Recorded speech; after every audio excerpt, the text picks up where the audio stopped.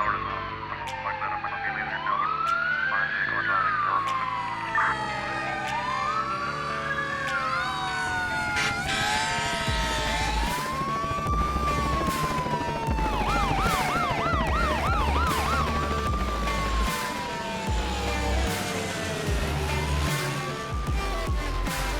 Hey everyone, it's Sam, and welcome back to the 911 Nonsense podcast.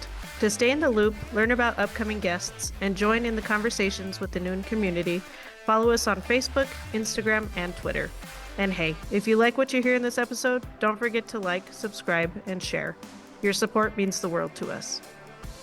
Laurie, an EMT with nearly 2 decades of experience, joins me to talk about her journey from personal trainer to first responder and how fitness, discipline, and honesty have shaped her career in EMS. From her earliest days on the ambulance to her current work teaching and promoting health in the field, Laurie opens up about trauma, coping, and the importance of staying both mentally and physically strong. She shares her powerful reflections on loss, resilience, and the human side of emergency medicine while offering insights into how small acts of self-care can make a lasting difference in the lives of providers. Let's get started. Hey guys, are you looking for a top-notch first aid kit? Look no further than Jump Medic. Owned by a seasoned paramedic with over a decade of EMS experience, their kits are user-friendly and packed with essential supplies. From the most popular Pro Gen 2 to the compact hardshell kit, they've got you covered. You can even customize your own kit with the Build-A-Bag option. Enter the code NOON10, N-O-O-N, the number 10, and enjoy 10% off your order. Free US shipping, and everything is HSA FSA approved. Visit jumpmedic.com and follow at JumpMedicUSA on Instagram. Stay prepared with Jump Medic. Awesome, Laurie. Thank you so much for joining us on the Noon podcast. I just want to do a quick introduction in case you're new here. My name is Sam. I'm the host of the 911 Nonsense podcast. If you haven't been out here before, we interview healthcare workers from all walks of life just to get to know people and see where we're at. I have Laurie on today. Thank you so much for joining me. Hi, well, thank you so much for having me, Sam. I've been so excited for the last several months since you asked me to join this podcast. Yeah, people like, what's the number one question that you get when you tell people you're an EMT? I think it's probably a question that we all get. What's the worst thing you've ever seen?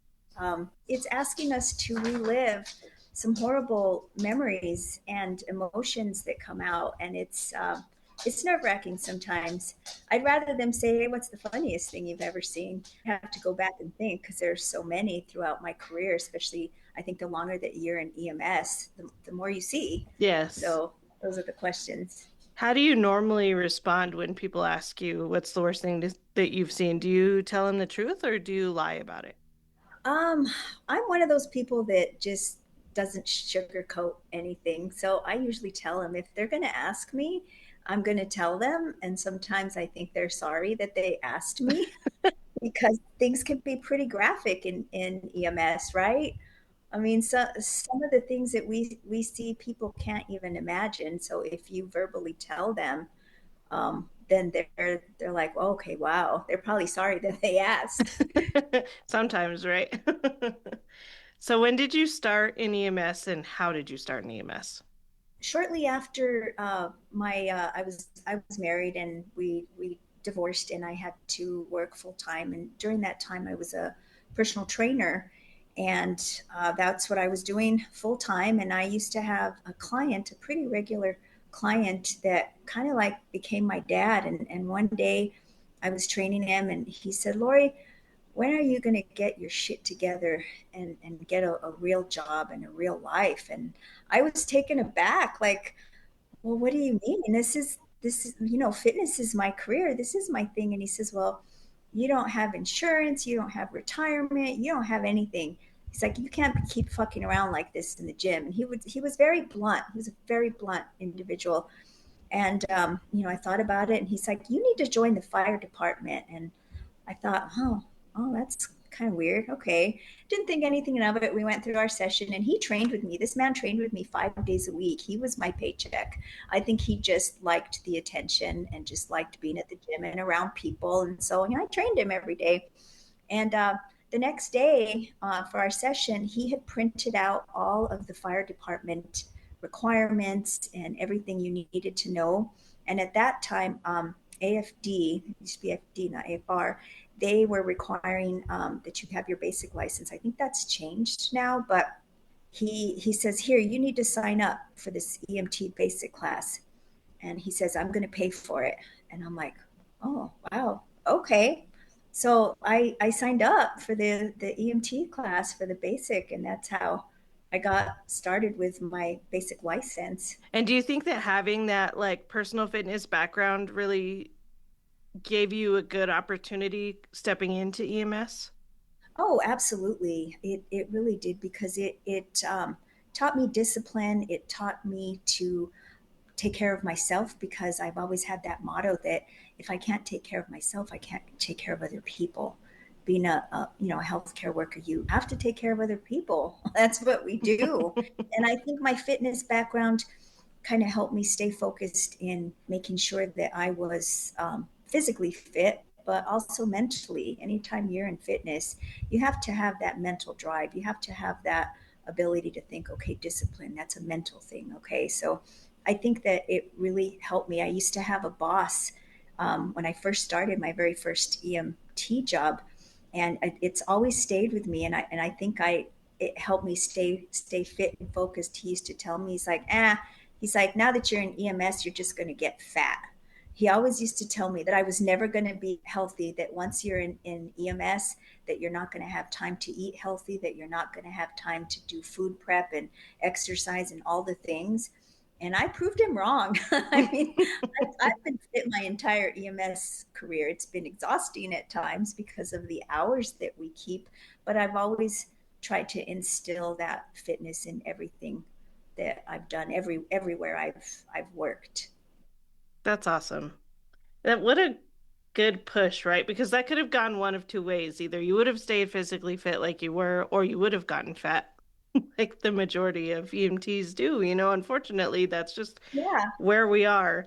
And I've seen you do help a lot of people when they ask for help, and you host a lot of spin classes, correct? I do. I do. I work at a gym where I teach spin classes once a week, and I've taken lots of my coworkers from past and present and taken them through the class. I've made people run. I've made people sign up for races with me. We did a Tough Mudder race last year with a bunch of people that I work with, and it was so much fun. And it was not only just fun, but I think it also helped build teamwork because we all kick ass in our jobs working together. We've got a great team where I work at now, but being outside of the work environment and having to work together to push our asses up through the mud or get electrocuted together or things like that, it just really helps build rapport amongst each other. And fitness is just so important. I'm constantly having people say, hey, let's go do the stairs on a break or whatever. I just, that's just me. Fitness is just part of who I have been for many, many years. And it's not just fitness and it's not just EMS, right? You help in a different capacity that is, I think, unusual for people in our positions. You help with animals. Yes, I help run a Doberman rescue, which is, I think, so important for me as an EMT, also because it's just comforting knowing that these dogs need homes, they need love, and at the end of my busy work days in EMS, all I want to do is be around these dogs that just give you love, unconditional love. That they're therapy. They are just, I think, great therapy for anybody, not just healthcare workers. But I think they know, especially my dogs. I have Dobermans, and when I come home at the end of a really busy day or bad day, or if I've just seen some bad stuff, they like know. They're there. They hug me. They lick me. They're a pain in the butt sometimes, but they're amazing. Animals are just amazing. And how are you finding the time to do all of this, right? So like you're working as a tech in the ER and then you're also an EMS educator, so you're going and teaching a lot of the new EMTs how to become EMTs and you're working for this Doberman rescue. How do you fit all of this into your timeline? Um, it's not easy, but I just try to find the balance. I think what's nice about the job that I have is that I'm not full time. So I think what's been nice about EMS throughout all the years is that you put in all the hours 2, 3 days in a row, whether they were 24 or 48 hours or now 36.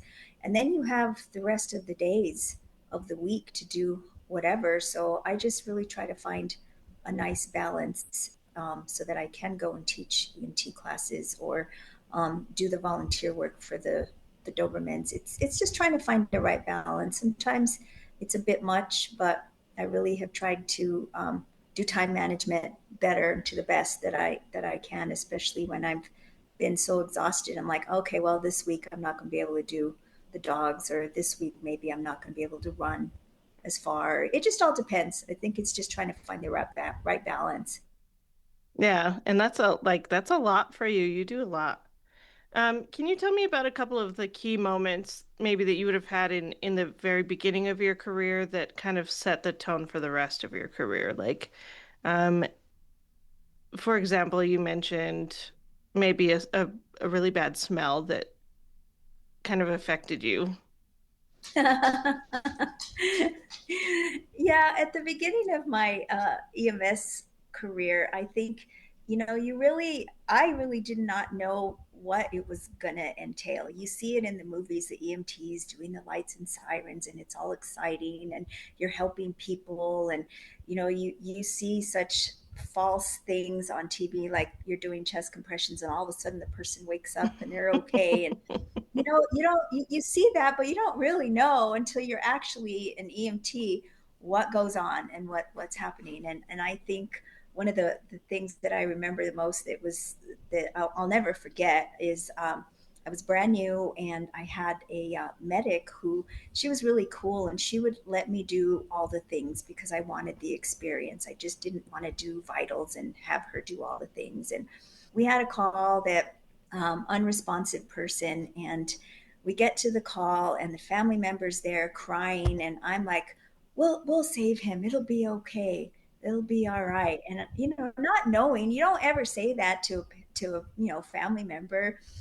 And so I get there, and we're outside, and I had there was a horrible smell. And I thought, well, in EMS, you go to people's homes, and every home has a smell. Regardless of where you're at, there's always going to be some sort of smell. So I had this smell, and I remember looking at my boss, and I remember looking at my partner, and she says, well, go get all the stuff. So here I am, I'm the rookie. At that time, they used to be called, I was the Joey, because I had all the flashy things, right? So I go and get all the things. I get the med box, I get the stretcher, I get the monitor, I get everything. And I'm wondering, well, why aren't they following me? Why am I going in by myself? So I go in, and all of a sudden there's a dead guy, and he had been dead, I don't know how long, for weeks probably. His whole body had been just distended with fluid. And that's the first time I had ever experienced death, the smell of death, but also I'd never seen fluids expand like that in the body. And so all of a sudden I'm just about to vomit, because I'm like, well, shit, I just told this family member we're going to save this guy, and No, they're not going to save him. no. All of a sudden, I the smell was so bad, I start like I'm going to vomit. So I start walking out of the house, and my boss and my partner are laughing outside on the porch, and I'll just never forget that. And what was even worse was that my partner finally says, well, we have to wait for OMI, but I'd like to give you a little bit of advice. And I said, okay, well, what's that? She's like, don't help move the body, because the minute that you put your hands on that body, they're going to explode. And I'm like, what do you mean? I didn't understand what that meant. I didn't know at the time that the body, when it decomposes like that, that's what happened. There's so much fluid in the body that it's just gonna explode. So that was one of the memories I'll just never forget. I'll never forget the smell of death. And once you smell that death, it stays with you. I think that whole day I smelled it in my nose, I think all day long. And you never forget it, right away, to the next call, okay, somebody's dead here. It is a very, very unique smell. And I'm trying to remember, I've been doing this for so long, it's hard. I think the first time, oh, that is a good one. Yeah, the first time I smelled death, like true, it's been sitting there a few days, death, was on a gentleman who actually had been murdered in his house. And he was an older gentleman, way back when I first started my career, also in a very small community. So that was crazy. And it's really sad how many times people go unchecked, right? Because they just sit there for a while, and that's so unfortunate. Always check on your family. Yeah. Yeah, it's hard, especially for the elder community. Are there any other smells that bother you? There are things that like I can't eat grilled chicken. Like so chicken like chicken legs that's been grilled. I can't eat that because of the flesh. And with like the some of the burning bodies that I've had, that's my correlation. So I won't eat it anymore. Is there anything like that that affects you?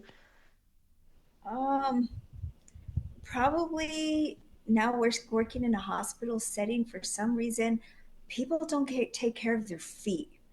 And the nastiest smells, just stinky feet. And I associate that like with blue cheese. If anybody's eating Blue blue cheese. cheese dressing in the break room, or if what else? Oh, the other day, for example, somebody was eating the grilled Alfredo, and for some reason, that smell, there had just been a patient that just didn't, people don't take care of their feet. And that smell was so bad. And I remember leaving the area and I go to the break room and I could still smell the stinky feet. So I think that's one of the really bad ones for me. That's For so me. funny. Girl, I will still eat Alfredo. Alfredo's one of my favorite things. I'm not going to let you ruin that for me. I don't know why this specific Alfredo just smelled really bad. That is There so needs to be there specific too. there needs to be a rule about break rooms in workplaces that you can't like heat up fish. I think we've had this discussion with many of my coworkers that you can't take fish to work and heat it up in the microwave in the break room. Period. You just can't do it. I mean, fish is just rude, but if it was your personal break room, I think all sorts of cheese would probably also make that list. Yeah, I agree. How is it for you working in the hospital versus having been in the field? Would you say that it's better or worse, or like how's the camaraderie feel? It's definitely different. I miss working out in the field and living in a station per se. It was that was fun. I've Some of my best coworkers and just memories of that were just fun. I had so much fun. And working now in a hospital setting, it's a little bit differently. I still have fun. I love my coworkers. We laugh at stupid shit. It's just different. I think what's nice now for me is that it's not as stressful because there's so many people to help. And I think out in the field it was different too because we have different um, responsibilities as far as we can do different things out in the field, like medications. Like I don't give medications now in a hospital setting. You just have more responsibility out in the field versus now in the hospital. I think it's not as stressful. It's a different kind of stress. I think for me, working out in the field, I also had the stress of not only taking care of the patient, but also driving. I think driving an ambulance is stressful all by itself if you don't even have the patient yet, because especially the way people drive in this city, or even when I worked out in any kind of rural setting, it's just different being able to, you're not only responsible for the patient's life, your partner's life, but the ambulance. I can remember one time, and it was dark at night, that I just didn't see a pole, and I hit it on the side of the ambulance. Oh My partner's, no. oh, it's just mud. I'm like, I don't think that was mud. Sure enough, I had hit the molding above the tire, and of course, I had to go to Concentra and get drug tested and all the things because I had to tell my boss, there wasn't really any damage, but I had to let him know. So that kind of stress is just different than hospital stress. It is a different kind of stress. I agree. And having more resources in the hospital is definitely beneficial, right? Like people, unless you've worked on an ambulance, you don't really understand how hard it is to work on an ambulance. And I'm not like trying to downplay anybody else's positions or jobs, but like it literally is you and your partner. And it could only be you two, depending on where you're stationed or where you're based at. And here in New Mexico too, with the weather swings that we have here, where like it's bright and sunny 1 minute and now it's torrential rainfall with potential flooding in a lot of areas that aren't prepared for flooding, can make driving the ambulance very scary and very dangerous at times. Oh yeah, I used to tell my partner during the wintertime, I will take all the calls if you drive because I did not want to drive in the ice with the ambulance.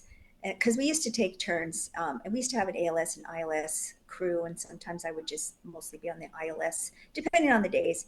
And I would tell my partners, I'm like, can you please drive? I will take all the calls. And nobody ever wanted to take all the calls because you have to write all the reports, right? And that just takes time.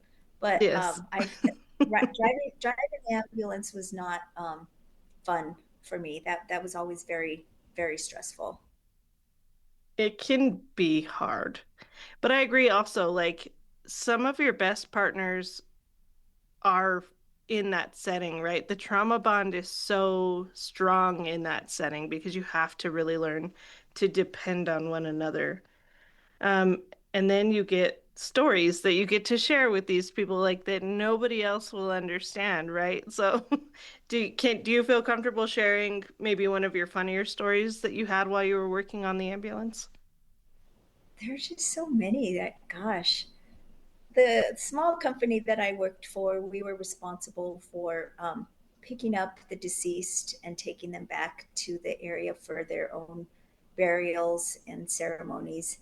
And so my partner and I were dispatched to go to pick up a dead body, and the family member went with us. So we went to this mortuary and waited. Finally, got the body. The patient's family member looked at the body and said, okay. And so we hopped back in the ambulance and drove back to the area where we were stationed at, dropped off the body, and went on with our day. And a couple of hours later, we get a call from dispatch that said we had picked up the wrong body. And my partner and I were like, what? How does that even happen? So we had to go back, and family members were not happy with us. So we had to go and pick up the wrong body, take it back to the mortuary, and this was at the dead of night too, and just return the wrong body and get the right body. It was funny, but it wasn't. I mean, I can understand the family being upset, but Right, but you had a family member with you that ID'd the yeah, patient to take back. So I'm failing to understand how any of that is your fault, but I think that is also, well, A, it's creepy because it was in the middle of the night. And then B, it's also kind of funny because you had several stopping points where this issue could have been fixed by both the staff at the mortuary and the family member who could have said, no, that's not the right person, but then continued to to go on with that. yeah, and for some reason, I have such a weird experiences when it comes to dead bodies. Another experience I can think of that you just had reminded me of when asking this question was we had to pick up another body at a different mortuary. This was during the day, but the body wasn't ready. But they took us in the back where they prepared all dead bodies in the coffins. So we're standing with, there must have been like 6 or 7 dead people in the coffins that they were all getting dressed. They were doing their hair. It was the most bizarre thing I've ever seen. Just like they were in their coffins, but there's a bunch of them. They're just, some of them were sitting up, some of them were sitting sideways, some had one shoe on. They had clothes on the side of the coffins. I remember just trying to get these people ready for proper ceremonies and burials. I'll never forget that. Why do you think that was so bizarre for you? I don't know. I guess when people die, you think, okay, you go to a funeral. There's one body in a coffin, and you say your goodbyes, or you see people, and but seeing multiple, there must have been, I don't know, like 7 or 8 dead bodies all at once in a room. That's not normal for us to see. That's just, unless you work there, But those are the things that you encounter with EMS, and you have to roll with it. What else are you going to do? And I think now that I'm teaching EMTs, I try to give them little scenarios so that they're prepared for this kind of stuff. I mean, you can't be prepared, but for the most part, to try to prepare them for just going with the flow of what you're going to see, what you're going to experience, and how you're going to handle those experiences. Yeah, for sure. I used to work for a company that they did body transport like back in the day, like body transport from a scene to the mortuary. So they had an old hatchback van. I'm so glad that that truck finally got retired out after I inadvertently I either put diesel in the gasoline or I put gasoline in the diesel, and I don't remember which one it was, but it messed up the truck and it was no longer drivable. I was thanked by everybody. Everybody hated that because we were still using it to transport like patients. It was a hatchback. It was so weird. In a hatchback? Yes, it was a hatchback ambulance. It was weird. Well, how do you even, does the body still sit all the way like straight, like in a prone position, or supine, I guess? But how would the person even fit in the back of that? So you load it up like a regular ambulance, but the door opens up instead of just side and side. You know what I mean? Like yeah, it was terrible. I'm sure they were proud of it. 'Cause that was an awful truck. You've already told us crazy encounters that you've had with death. And that's like not like those are weird and kind of funny, but like you've also off duty had some pretty interesting encounters with death. Do you mind sharing your story? Yeah, that one was pretty interesting too. I'm a runner, and I live in a area next to the petroglyphs, and that's where I like to go do my runs. And there's so many trails, and I'm one of those people that when I use my Garmin, if I go 2.87 miles, I have to make it to 3 or 3.5 or 4. I'm never one of those just finish wherever the mile says you are. So that day I was on a trail, and I thought, well, I only have zero point 0.2 left. I'm just going to get off this trail, go up an arroyo, and then I'll hit my 3 miles or whatever it was and come back down on the trail. Well, for some reason, when I turned back around, I missed the trail and ended up on the opposite side. And I thought, well, gosh, now I got to cross this big field to get back to the trail where I started. And so on my way through this big field, I suddenly saw this big hump of dirt and canvas. And I got the heebie jeebies. I thought something's not right. My gut told me that something was not right. And so I started running even faster. And I remember I butt dialed a friend of mine, and he's like, "Are you okay?" I'm like, "No, I don't know. Just something's not right here in the mesa." And so I made it back home. And that night I went to a friend of mine's house, and she was a nurse I worked with. And she said, "Well, Laurie, you need to go back. What if that's one of, a family member or somebody?" And I'm like, I don't want to go back. That was just weird. And so that night I went to sleep, and I was dreaming about this dead body, this dead person, thinking, oh my God, what if that is somebody? So the next morning, and this is ironic too, I end up calling my partner that was the one that was with me when we picked up the dead body for the company that I worked with, and I said, "Hey, you want to go look for a body?" He's like, "Yeah, okay." So we went back to the area, and I was trying to remember where it was. We finally found it. And so around the big hump of dirt and canvas there, I found some vertebrae bones and some rib bones. And I thought, well, maybe it's just an animal. And so he's like, well, I don't know. He's like, let's pull this tarp up. So he pulled the tarp up, and I swear it was like a horror movie. When we pulled the tarp up, you could see these phalanges, this hand just sticking out of the dirt. And he's like, no, Laurie, he's like, this is a body. And so we called the cops, and I had to take them back, and they were getting their little unit stuck because these trails were not that easy to get to. It's on the west side. And all I kept thinking too was all those bodies that were found years ago of all those women back.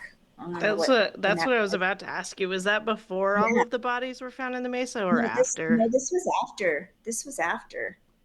And so we finally found the body. And the weird thing about this too that I'll never forget is that the officer didn't have a camera, and so he asked me to take all the pictures on my phone. And I thought, well, don't you have like a crime scene person? They're like, well, yeah, they'll come out, but I need you to take all these pictures now. So here I was taking pictures of all the bones and all the just of this dead body.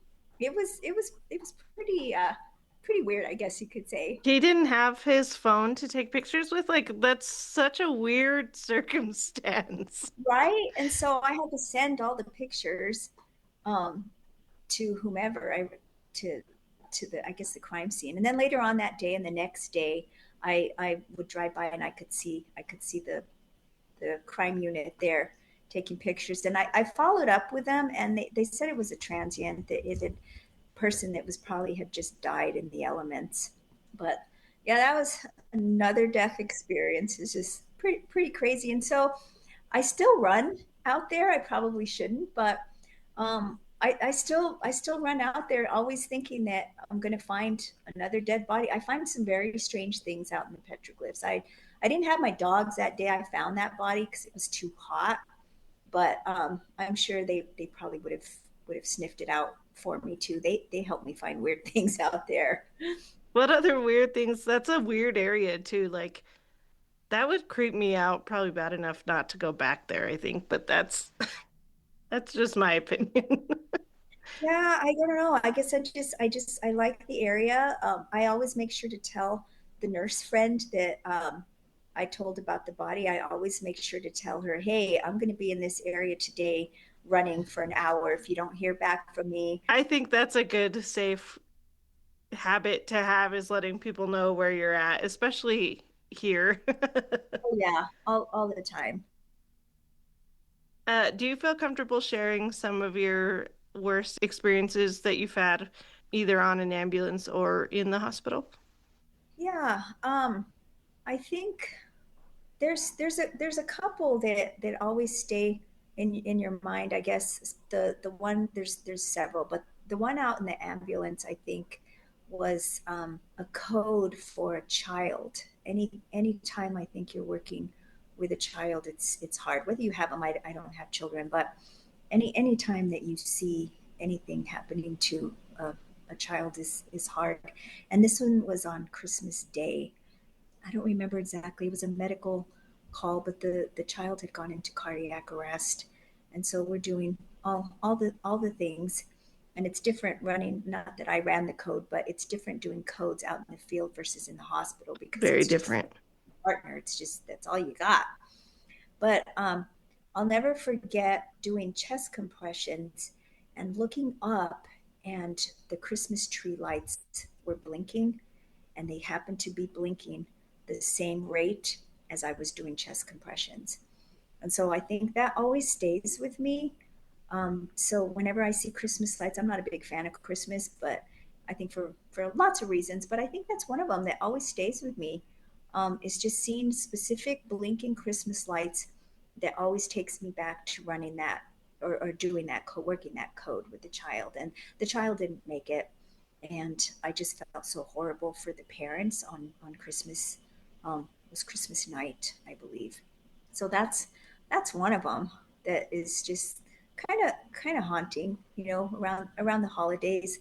I think I've never been a fan of holidays, and I think part of it is because for the last 18 years, you just see a lot of trauma and bad things that associates with Christmas for I me know all anyway. of the holidays, right? Like Yeah, yeah, Mother's Day is one of those for me where I've had a young child who passed away due to self-inflicted injuries on Mother's Day, and then a mother who passed away while eating dinner with her family on Mother's Day. Like, it is crazy to think about how much the holidays affect us.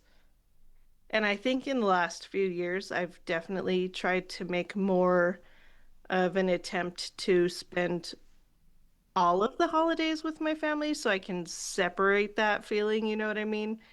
yeah. And there's just triggers, and you never know when some kind of things pop up that just makes you remember. I think though for every Christmas, I always remember that, and I always remember working another code. Someone jumped out of a vehicle at about they were going about 75 miles an hour on I-25, and I remember I was so full of blood. My entire uniform was just drenched in blood, and that's how I spent my Christmas Eve. Like, just things like that's hard. That people that don't work in EMS, they don't understand everything we go through, and it's hard sometimes to explain to them, why you don't like Christmas, or why you don't want to talk about the worst thing you've ever seen, or because there's triggers.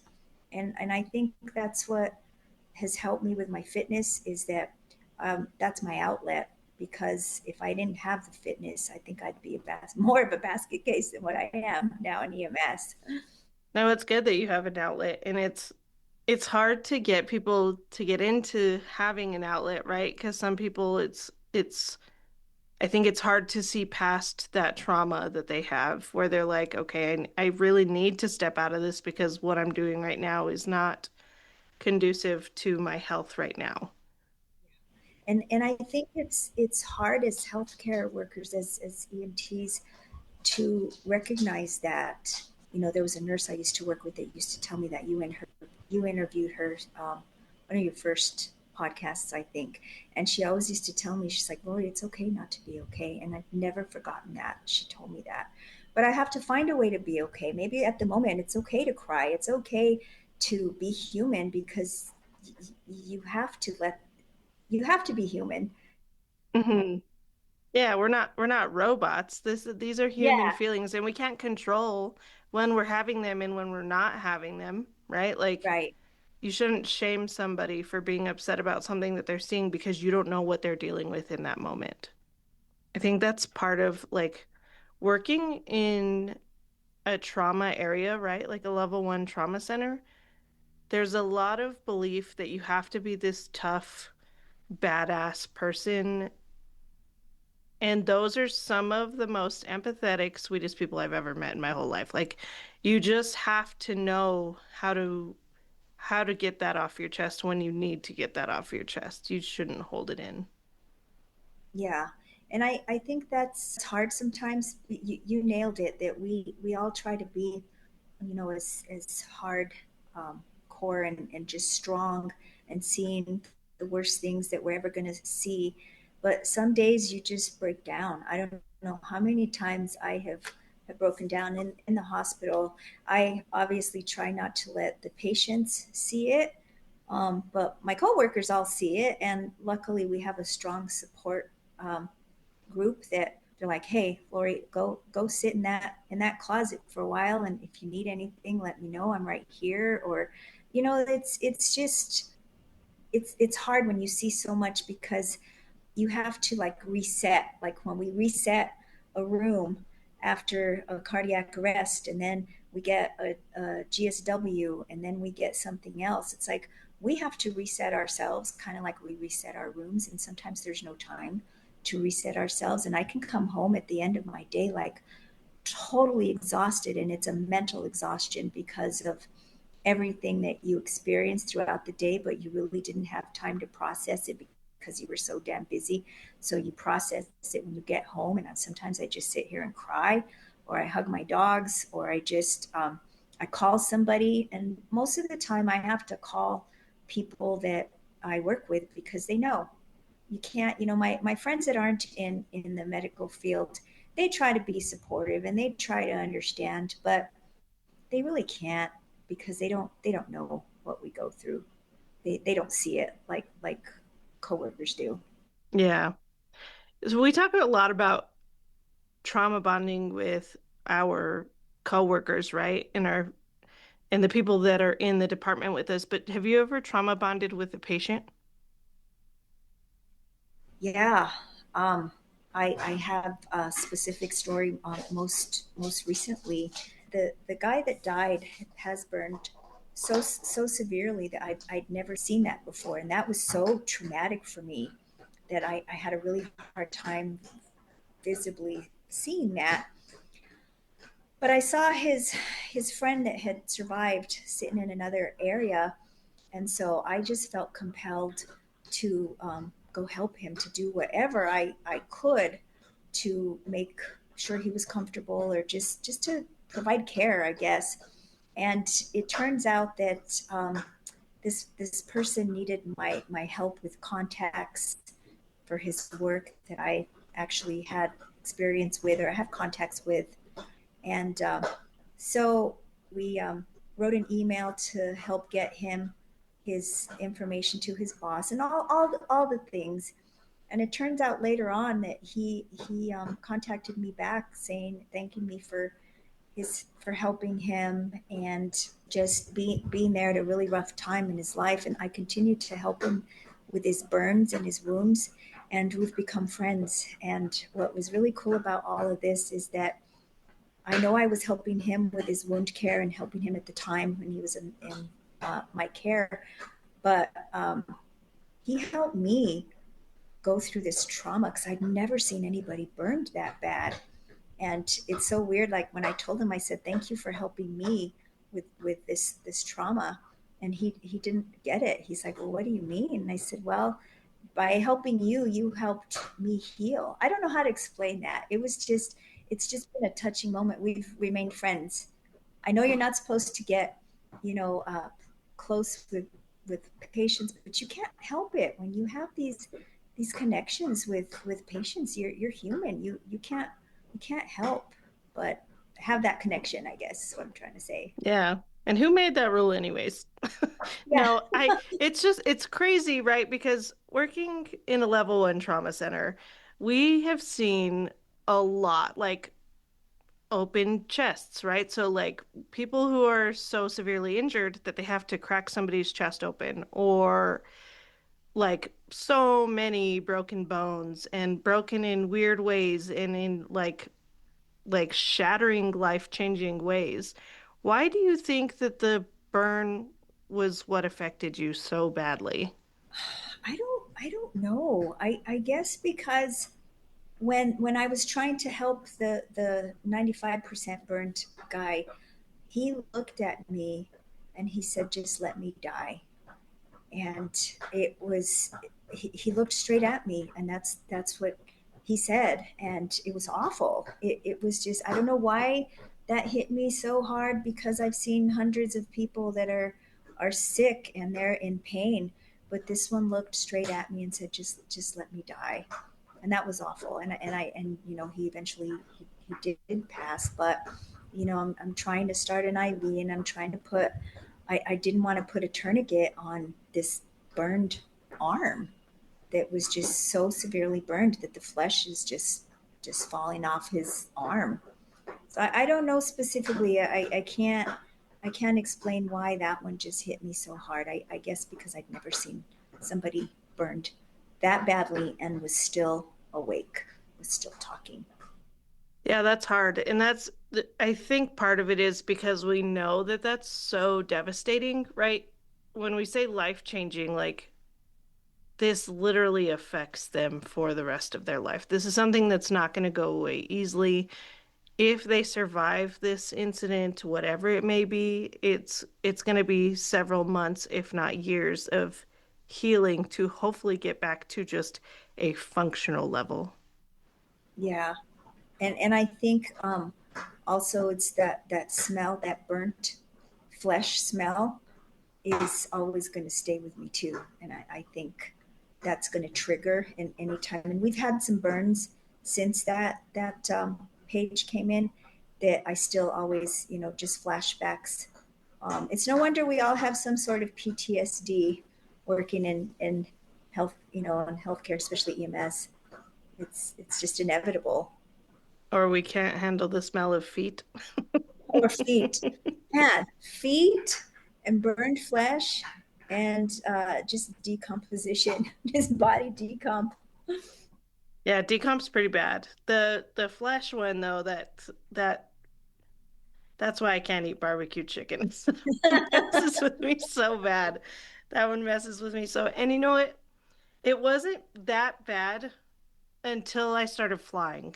And you get put in this very, very small space with somebody else. And you can't like just change the air, right? Like you can have air blowing on you, but it's not going to make that smell go away. And I think that's ultimately what did it for me.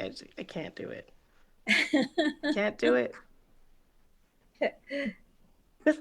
So we've talked a little bit about how fitness, EMS, and animal rescue have all been kind of big parts of your life. But when you think about those roles together, what do you think they reveal about who you are at your core? Well, um, I'd like to think that I'm just a person of compassion and caring.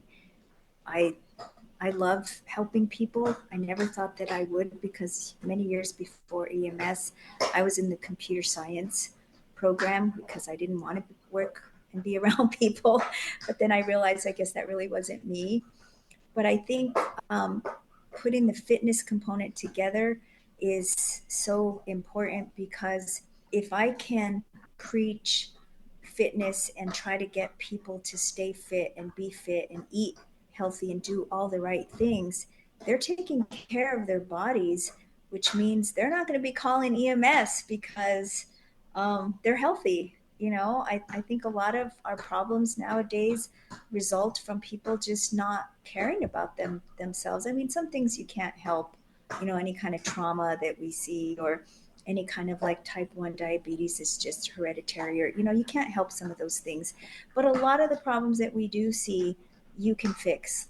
If people come in to the ER, they call EMS because their knee hurts or their back hurts, but they're overweight and don't exercise, or they're eating terribly. Like, I don't know how many times you've seen people coming into the emergency department eating hot Cheetos and they're complaining that they have abdominal pain. I mean, things like that. I think I have tried my entire adult career to, if not in EMS, but to instill health and fitness, to eat right. I still enjoy the burger, and I still eat things that I probably shouldn't eat occasionally, but it's always been in my core to be healthy.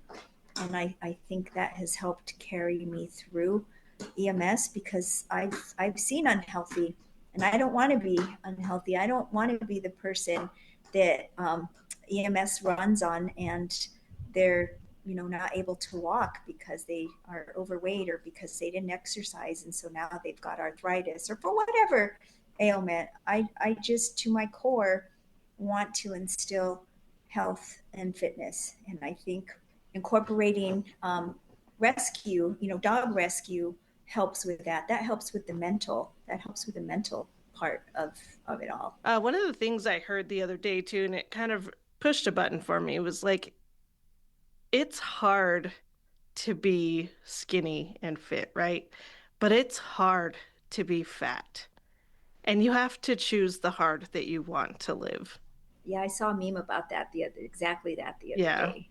So I saw that. But you had mentioned you were talking about people coming in and eating hot Cheetos and then complaining about abdominal pain.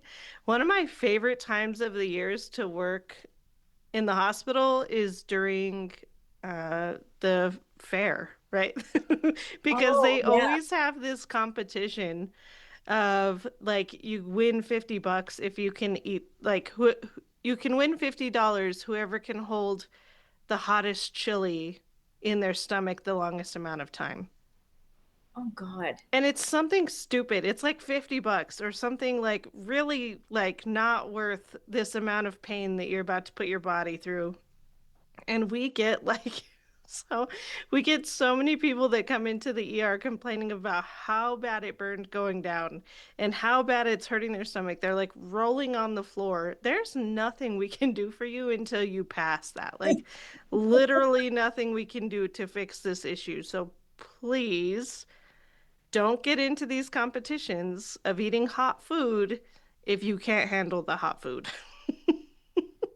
And that makes me think of the motto that I remember hearing for the first time years ago from my paramedic partner when I first started. He's like, "You can't fix stupid, but that's job security for us." He Yes. always used to tell me that. He always used to say that. It's true. A lot of the stuff that we are called for is stuff that could have been prevented. Yeah, and I think, as healthcare workers, we all at some point are jaded. Like, at the end of the day, we do have compassion and we do care. Otherwise, we wouldn't stay in this job. But there are just times where you're done with stupid people. Like, really, you called EMS for this? I can always remember my partner saying, "Okay, so you've had a stomach ache for 2 days, but you decided to call us now at 3 o'clock in the morning. What changed?" And I'll never forget him always trying to turn it around like, "Why couldn't you have called us during the day? Why right now? What changed?" Yeah, no, it's interesting. The dynamic is fun, I think.